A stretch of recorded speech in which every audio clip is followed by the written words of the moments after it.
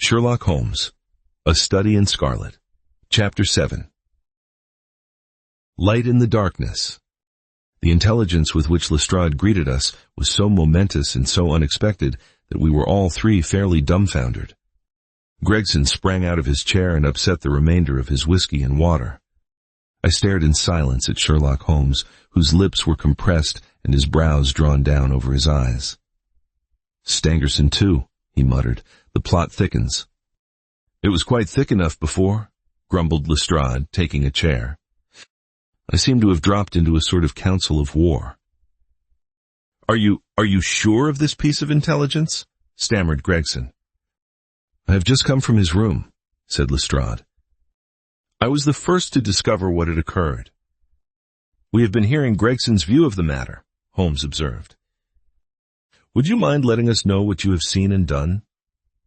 "I have no objection," Lestrade answered, seating himself. "I freely confess that I was of the opinion that Stangerson was concerned in the death of Drebber. This fresh development has shown me that I was completely mistaken.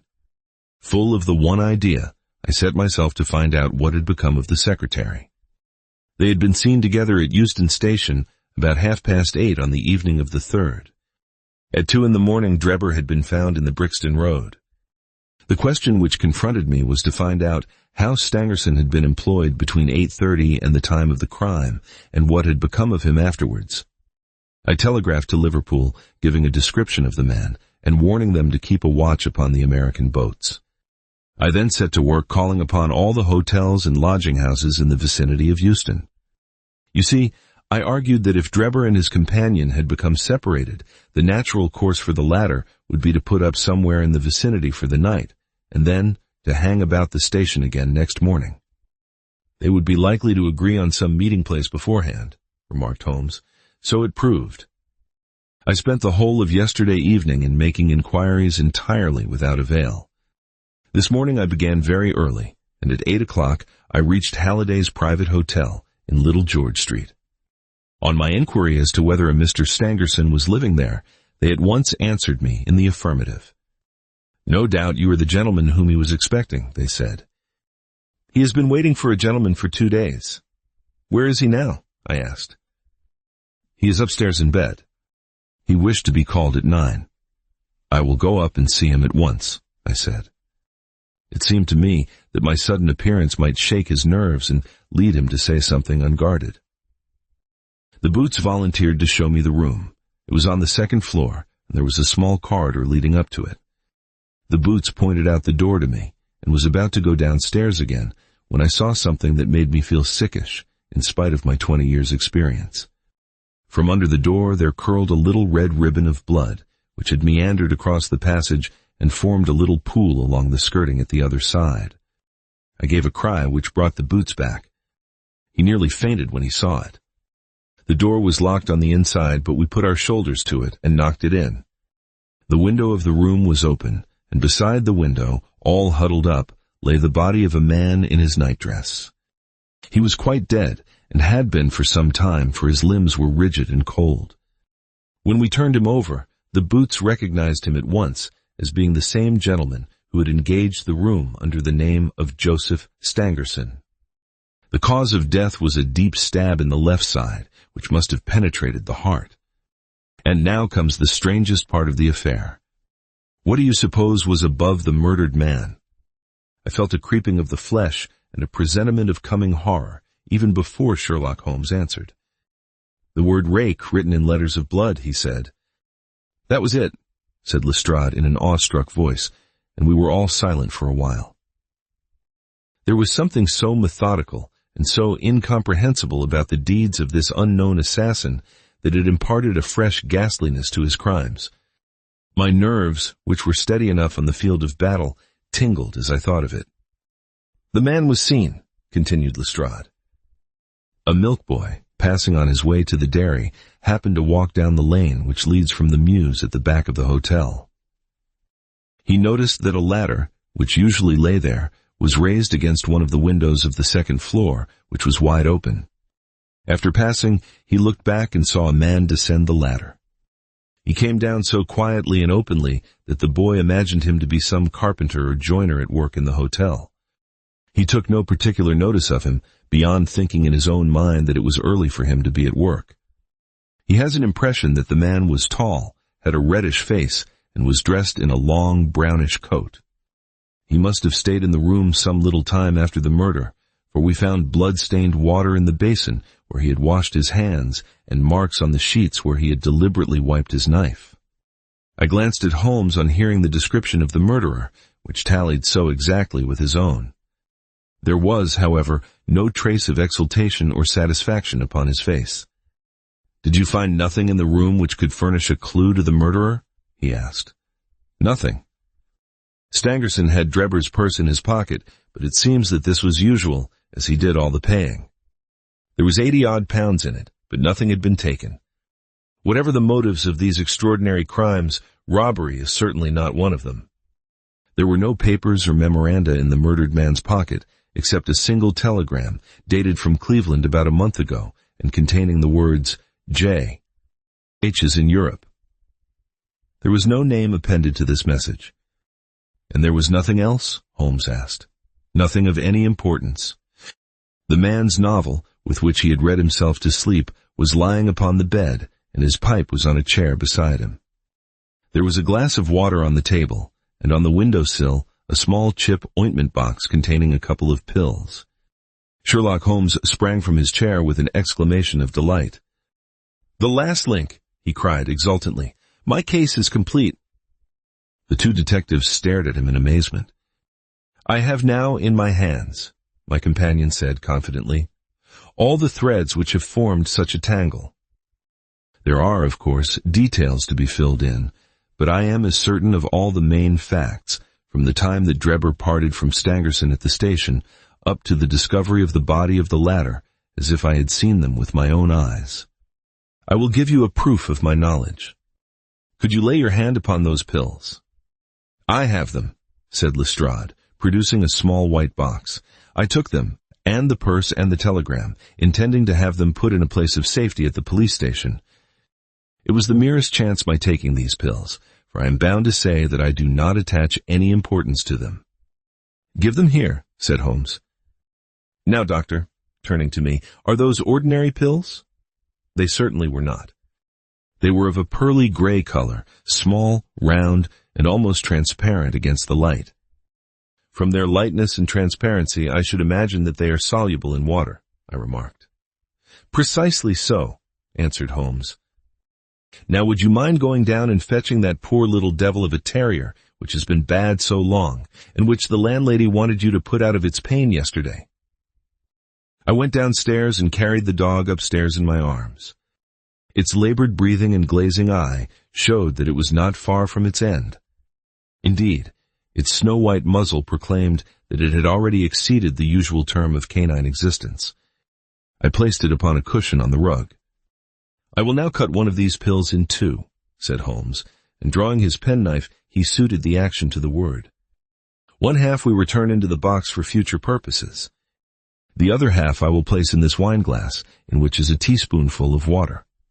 You perceive that our friend the doctor is right, and that it readily dissolves." "This may be very interesting," said Lestrade, in the injured tone of one who suspects that he is being laughed at. "I cannot see, however, what it has to do with the death of Mr. Joseph Stangerson." "Patience, my friend, patience. You will find in time that it has everything to do with it. I shall now add a little milk to make the mixture palatable, and on presenting it to the dog, we find that he laps it up readily enough."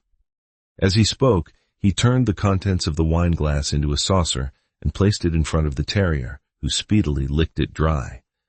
Sherlock Holmes's earnest demeanor had so far convinced us that we all sat in silence, watching the animal intently and expecting some startling effect. None such appeared, however. The dog continued to lie stretched upon the cushion, breathing in a labored way, but apparently neither the better nor the worse for its draught. Holmes had taken out his watch, and as minute followed minute without result, an expression of the utmost chagrin and disappointment appeared upon his features. He gnawed his lip, drummed his fingers upon the table, and showed every other symptom of acute impatience. So great was his emotion that I felt sincerely sorry for him, while the two detectives smiled derisively, by no means displeased at this check which he had met. "It can't be a coincidence," he cried, at last springing from his chair and pacing wildly up and down the room.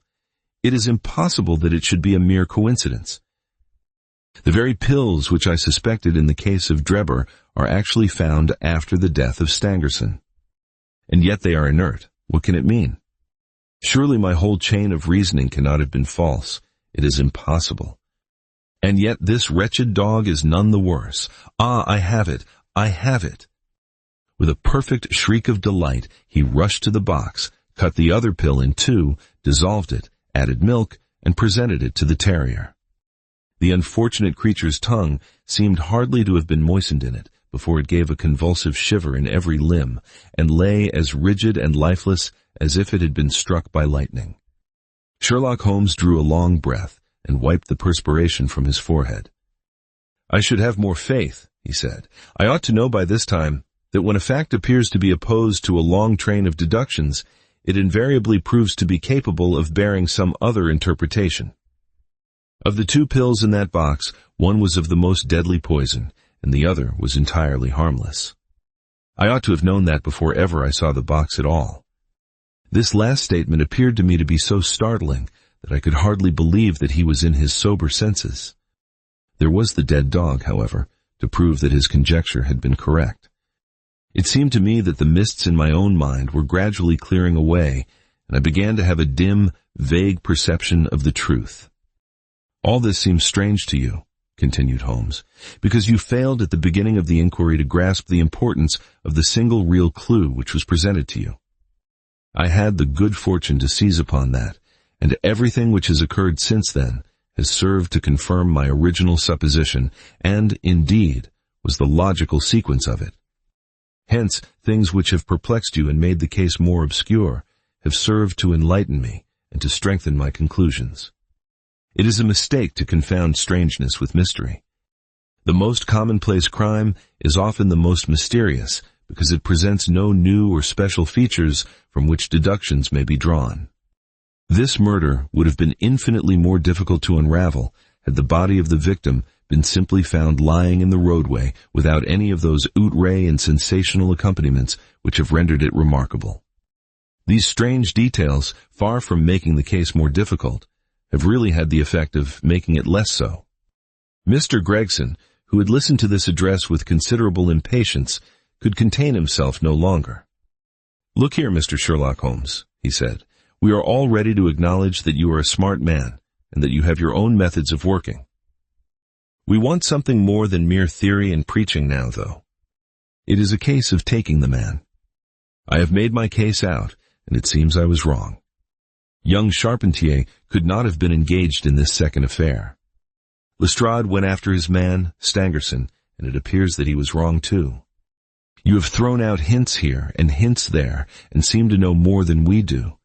But the time has come when we feel that we have a right to ask you straight how much you do know of the business. Can you name the man who did it?" "I cannot help feeling that Gregson is right, sir," remarked Lestrade. "We have both tried, and we have both failed. You have remarked more than once since I have been in the room that you had all the evidence which you require. Surely you will not withhold it any longer. Any delay in arresting the assassin, I observed, might give him time to perpetrate some fresh atrocity. Thus pressed by us all, Holmes showed signs of irresolution. He continued to walk up and down the room with his head sunk on his chest and his brows drawn down, as was his habit when lost in thought. "There will be no more murders," he said at last, stopping abruptly and facing us. "You can put that consideration out of the question. You have asked me if I know the name of the assassin. I do. The mere knowing of his name is a small thing, however, compared with the power of laying our hands upon him. This I expect very shortly to do. I have good hopes of managing it through my own arrangements, but it is a thing which needs delicate handling, for we have a shrewd and desperate man to deal with, who is supported, as I have had occasion to prove, by another who is as clever as himself. As long as this man has no idea that anyone can have a clue, there is some chance of securing him. But if he had the slightest suspicion, he would change his name and vanish in an instant among the 4 million inhabitants of this great city. Without meaning to hurt either of your feelings, I am bound to say that I consider these men to be more than a match for the official force, and that is why I have not asked your assistance. If I fail, I shall, of course, incur all the blame due to this omission, but that I am prepared for. At present, I am ready to promise that the instant that I can communicate with you without endangering my own combinations, I shall do so. Gregson and Lestrade seemed to be far from satisfied by this assurance, or by the depreciating allusion to the detective police. The former had flushed up to the roots of his flaxen hair, while the other's beady eyes glistened with curiosity and resentment. Neither of them had time to speak, however, before there was a tap at the door, and the spokesman of the street Arabs, young Wiggins, introduced his insignificant and unsavory person. "Please, sir," he said, touching his forelock, "I have the cab downstairs." "Good boy," said Holmes blandly. "Why don't you introduce this pattern at Scotland Yard?" he continued, taking a pair of steel handcuffs from a drawer. "See how beautifully the spring works. They fasten in an instant." "The old pattern is good enough," remarked Lestrade, "if we can only find the man to put them on." Very good, said Holmes, smiling. "The cabman may as well help me with my boxes." "Just ask him to step up, Wiggins." I was surprised to find my companion speaking as though he were about to set out on a journey, since he had not said anything to me about it. There was a small portmanteau in the room, and this he pulled out and began to strap. He was busily engaged at it when the cabman entered the room. "Just give me a help with this buckle, cabman," he said, kneeling over his task and never turning his head. The fellow came forward with a somewhat sullen, defiant air and put down his hands to assist. At that instant there was a sharp click, the jangling of metal, and Sherlock Holmes sprang to his feet again. "Gentlemen," he cried with flashing eyes, "let me introduce you to Mr. Jefferson Hope, the murderer of Enoch Drebber and of Joseph Stangerson." The whole thing occurred in a moment, so quickly that I had no time to realize it. I have a vivid recollection of that instant, of Holmes's triumphant expression and the ring of his voice, of the cabman's dazed, savage face as he glared at the glittering handcuffs which had appeared as if by magic upon his wrists. For a second or two we might have been a group of statues. Then, with an inarticulate roar of fury, the prisoner wrenched himself free from Holmes's grasp and hurled himself through the window. Woodwork and glass gave way before him, but before he got quite through, Gregson, Lestrade, and Holmes sprang upon him like so many staghounds. He was dragged back into the room and then commenced a terrific conflict. So powerful and so fierce was he that the four of us were shaken off again and again. He appeared to have the convulsive strength of a man in an epileptic fit. His face and hands were terribly mangled by his passage through the glass, but loss of blood had no effect in diminishing his resistance.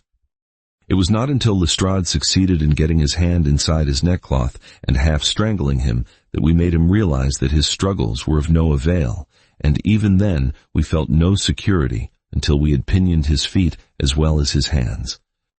That done, we rose to our feet breathless and panting. "We have his cab," said Sherlock Holmes. "It will serve to take him to Scotland Yard. And now, gentlemen," he continued with a pleasant smile, "we have reached the end of our little mystery. You are very welcome to put any questions that you like to me now, and there is no danger that I will refuse to answer them."